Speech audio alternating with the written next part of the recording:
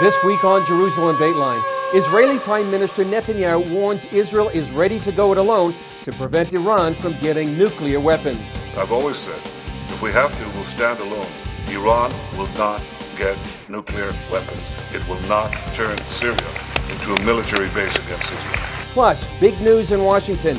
The all-time bestseller, The Book of Books, gets its own museum. See how Israeli archaeologists help. Hello and welcome to this edition of Jerusalem Dateline. I'm Chris Mitchell. The U.S. House Foreign Affairs Committee unanimously passed the Taylor Force Act.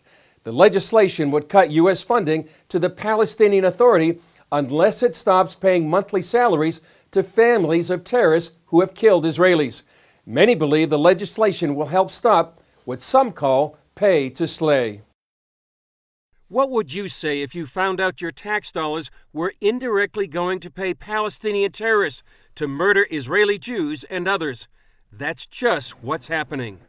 Since 2003, it has been Palestinian law to reward Palestinian prisoners in Israeli jails with a monthly paycheck. Palestinian leadership also pays the families of Palestinian prisoners and suicide bombers. These policies incentivize terrorism. The practice is known as pay to slay. The Taylor Force Act gets its name from the American combat veteran murdered while on a school trip in Israel. The 21-year-old terrorist behind the brutal stabbing of Force was killed by police, but he was praised by the Palestinian Authority government and his family given lifelong financial compensation. Kinds of compensation include pension for life, triple the average salary in Palestinian areas, free tuition, health insurance, and a clothing allowance for life, and a free monthly stipend. And that's where this current legislation draws the line. Congressman Ed Royce, chairman of the House Foreign Affairs Committee, says stopping that practice, courtesy of $300 million U.S. tax dollars every year, is what's behind the Taylor Force Act. With this legislation, we are forcing the PA to choose between U.S. assistance and these morally reprehensible policies. Despite earlier pressure from Congress to stop these payments, the Palestinian Authority has actually increased the amount paid to terrorists whom they consider martyrs. The payments are on a sliding scale. The more successful the attack, the bigger the payout. In the 2017 PA budget, money to terrorist prisoners increased by 13%, and 4% more went to their families, more than 30,000 recipients in all. This year, direct funding of terrorism has reached $355 million, and yet the PA is largely funded by U.S. taxpayer dollars. The Palestinian Authority claims to its people that they have a right to kill Israelis, literally a right to kill Israeli civilians, a right to kill women, children, babies, and they claim that a UN decision from the 1970s, which said that the Palestinians have the right to use all means to gain their rights, means they have a right to kill civilians. Palestinian Media Watch director Itamar Marcus said while Israel has means to crack down on terrorists, the West can play a major role. The Palestinian Authority is so dependent on foreign aid. The United States gives them foreign aid. The European Union gives them foreign aid. Most of the Western European countries give them. They have the power to stop this. The House Foreign Affairs Committee passage of the Taylor Force Act aims to do just that. The measures are expected to pass the full House and go on to the Senate. Pay to slay is one of the issues facing Israel. To talk more about this and other issues in the Middle East, I'm joined here in our CBN studio by Middle East correspondent Julie Stahl, and in our Virginia Beach studio is CBN senior editor John Waggy. Julie, talking about pay to slay, there are some reservations that people do have about the legislation. Yes, it's important to point out that this legislation is it's good. It's good they did it, but it's a weakened version. Some of the reservations beforehand on the other side would be that if the U.S. were to cut funding to the PA, it could cause the collapse of the PA, which would further, destabilize the area. Right, and maybe bring Hamas into the picture further or whatever.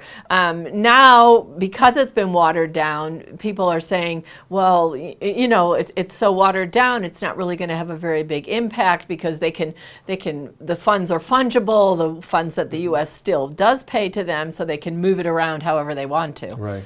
John, turning to you, one of the big issues here in the Middle East is the growing influence of Iran inside Syria.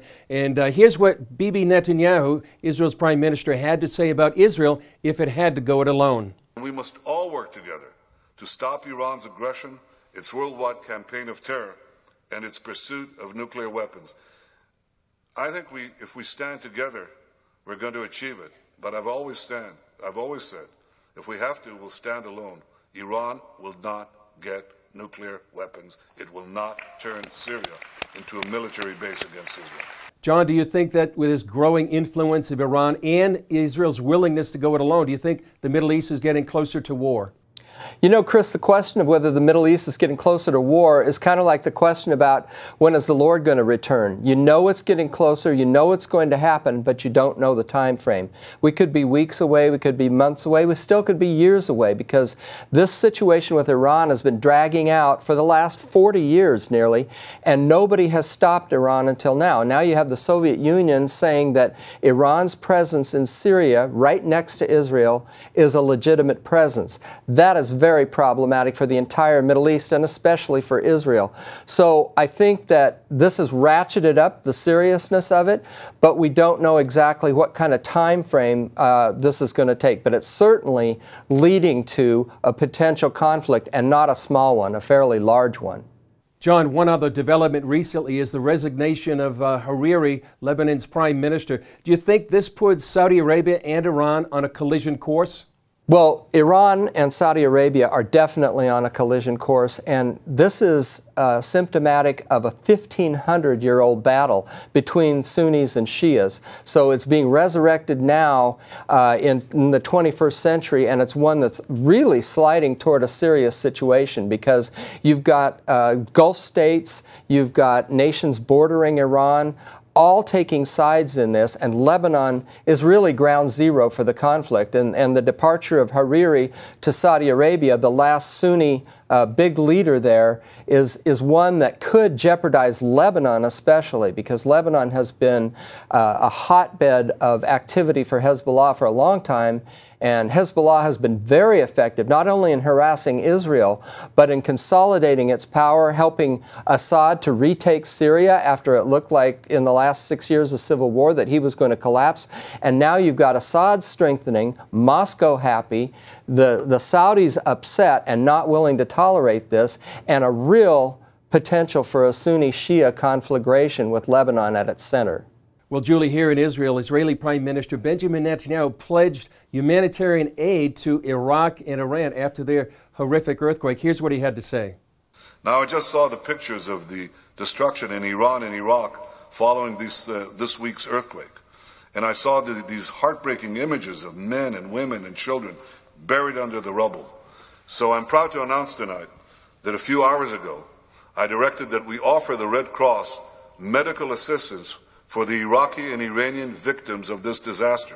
Julie, why would Israel, the Jewish state, offer aid to a country that's really sworn to annihilate the Jewish state? You know, Israel really doesn't have something against any of its neighbors. You know, Israel would step up and do peace with any of its neighbors at any moment. They just don't want to be destroyed. So as far as the Iranian people, you know, there's a long history, a biblical history between Israel and the Persians. That's Iran. You know, it was King Cyrus who sent the Jewish people back to the land of Israel thousands of years ago. So Israel actually had a good relationship with Iran, with Persia, before the recent, you know, the last decades with the regime. So Israel is, you know, reaching out, really wants to help the people. Right. And I guess this is part of Israel's calling as being a light to the nations. Yes, it is, and yeah, I think the Prime Minister says that that it is. It's kind of turning the other cheek, really, saying okay, you want to kill us, you want to wipe us off the map, but we don't feel that way towards you. We're willing to even help you in your need. Well, Julie, appreciate your insight and expertise, and John, thank you from Virginia Beach. Thank you for your expertise and insight into what's happening here in the Middle East. Coming up, a one-of-a-kind museum opens in Washington after thousands of years in the making. A new attraction is opening in Washington, D.C. that has its roots in the Middle East and has been thousands of years in the making. After nearly 3 years in construction, the Museum of the Bible officially opens its doors. It's the first museum in the U.S. dedicated solely to God's holy word. And it's opening just a few blocks away from the U.S. Capitol. CBN reporter John Jessup gives us this behind-the-scenes tour. Hello and welcome. I'm John Jessup with this behind-the-scenes look at the Museum of the Bible, the newest museum in the heart of the nation's capital. All 8 stories and 430,000 square feet to explore the history and impact of the world's best-selling book. Walk past the bronze gates and into the grand lobby, and the very first thing you'll see is this 140-foot-long digital LED display boasting a breathtaking, rotating, colorful pictorial canopy. It's the first glimpse at the museum's technological edge. But it's not all gadgets, bells, and whistles here. As you climb into the elevators, digital screens virtually transport guests to ancient Israel, a preparation of what you'll find on the 5th floor. Pottery, jewelry, weapons, and other relics from ancient Israel, including this 1-ton stone from Jerusalem's western wall. Some of the pieces date back 1,700 years before the birth of Christ. While most visitors will probably want to see the collection of Dead Sea Scroll fragments, there's so much more, including an entire floor dedicated to the history of the Bible, where you can explore galleries and exhibits that trace the origins and evolution of the good book. You can also browse through the museum's collection of Bibles translated in more than 600 written languages. No other book has had such an impact on civilization, particularly Western civilization. So it's exciting to know that we're a part of exposing this book and getting people engaged from all walks of life. The Impact Floor highlights the Bible's effect on culture, science, music, film, and more, and chronicles how it shaped America's founding and still reverberates today. A museum for all, there's even a children's area that allows kids to walk through stories of the Bible and follow the courageous decisions of people like Esther, Joseph, David, and Noah. And there's even a 470-seat performance theater, the Museum of the Bible's world stage, now featuring the Broadway musical Amazing Grace. So we've just made our way to the top of the Museum of the Bible, where you will find a biblical garden. This peaceful oasis provides an escape from the busyness of the city, featuring Jerusalem stone and plants similar to ones found in the Middle East. And it draws on scriptural references to gardens in the books of Genesis, Revelation, and Psalm 23. Green pastures and also the still waters. So those are some of the character that I wanted to embody, because I wanted this to be a calming space, one that would kind of restore your soul, so to speak, when you're here. And speaking of resting, oh, I'm sorry, there's just so much to see. I was taking a quick break. On this floor, it's the narrative floor, where you get to see what it was like for people to live during the time. So here, you'll get to see, experience, and even hear the sounds of what people in the 1st century in Nazareth experienced. The museum has taken a decidedly non-sectarian approach, saying its mission is to help people engage with the Bible and bring its rich stories to life. With a $500 million investment and global cultural and scholastic partnerships, it hopes that mission translates into more people reading and appreciating the best-selling book of all time. Well, thanks for joining us. I hope you enjoyed this tour as much as we enjoyed giving it. You know, I had such a good time. I'm going to go back in for a second look. For CBN News, I'm John Jessup. We'll see you around next time. One of the Israeli dignitaries to attend the opening of the Museum of the Bible is Israel's tourism minister, Yariv Levin. He visited our CBN News Bureau in Washington and spoke about the significance of the Museum of the Bible. When we are able to bring exhibits from the Holy Land, we can bring the story of the Bible to everyone, everywhere, and especially here and in such a magnificent way. I think it contributes a lot not only to those who visit the museum, but also to the spatial alliance between our countries. Up next, see how Israel is involved in Washington's new Museum of the Bible. I think one of the most emotional artifacts in exhibition will be a one-ton stone from the Western Wall that people can touch. The minds behind DC's new Museum of the Bible are making sure to include the historic land of the Bible to give visitors a more complete experience. And as I found out, there couldn't be a more natural fit. Visitors to most museums are greeted with "Don't touch" signs when it comes to ancient artifacts, but not here. For sure, I think one of the most emotional artifacts in exhibition will be a one-ton stone from the Western Wall that people can touch. For centuries, people from all around the world have come here to Jerusalem to pray at the Western Wall. Now, one of these stones from the Roman destruction of the Jewish temple made the journey to the U.S. to be part of the new Museum of the Bible. And we have actually a label said, "Touch me," because we think that people we would like to see and feel the connection between being in the States and touching a stone from Jerusalem from the 1st century BCE. Deborah Ben-Ami is a curator for the Israel Antiquities Authority. The idea of the exhibition is to show the archaeology of the Israel and the story in the times of the Bible, in the times of the Old Testament and the New Testament, showing the people of the land, this is the name of the exhibition, and showing the different cultures of the land, from the Canaanites, Philistines, Israelites, Edomites, Second Temple period, Byzantine times. There are some 800 artifacts on permanent exhibit, all excavated in Israel. CBN News spoke with Ben-Ami at the IAA warehouse outside Jerusalem, where workers crated the items and shipped them to the U.S. We have a special crate and we get it in a plane. It's sometimes challenging to put it in place. It's difficult but not impossible. Ben-Ami helped design the museum's Israel exhibit. They installed the Western Wall stone and other artifacts like this piece from Herod's palace at Masada. There's also an area that ensures return visitors see something new.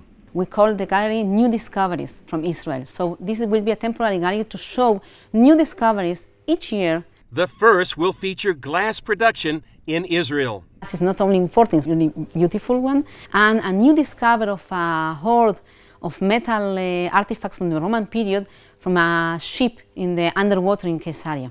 While artifacts are often loaned for temporary showings, this is the first time the Antiquities Authority has created a permanent exhibition outside of Israel. It's an opportunity to get a glimpse of the Holy Land without visiting the Middle East.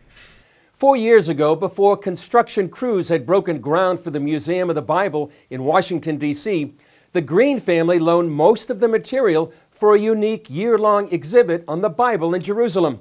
Take a look at that unique exhibition that was held here in Jerusalem at the Bible Lands Museum. They call it the Book of Books. The exhibition traces the history of the Bible and the Jewish roots of Christianity, tracking the story of God's written word from the Dead Sea Scrolls to the Gutenberg Bible and beyond. Bible Lands Museum Director Amanda Weiss says there's no more important city than Jerusalem to host such an exhibit. We've put an added effort to make it an equally balanced and important exhibition for both the Jewish audience and the Christian world. Interactive iPads allow visitors to zoom into texts, like this genealogy from Adam to Christ. There's even an exact working replica of the 15th century Gutenberg press, which printed the famous Gutenberg Bible. We do end the exhibition with one of the oldest biblical texts known to date, which is a blessing from Numbers 6:24 through 26. May the Lord bless you and keep you. Most of the exhibit comes from the Green family collection. Carrie Summers is chief executive of the Green Collection. He says they want to change the notion many people have that the Bible is not readable. We take on that challenge to provide a means for people to get comfortable reading it. It's literally one of the great rights of the world. It's fantastic, it's entertaining, it's mystery, it's everything that good movies are made of. John Waggy, CBN News. Coming up, cutting-edge technology brings the ancient Book of Books to life at the Museum of the Bible. For our final story this week, we'll take a look at how cutting-edge technology is bringing the most famous book of all time to life. CBN reporter Ben Kennedy has that story.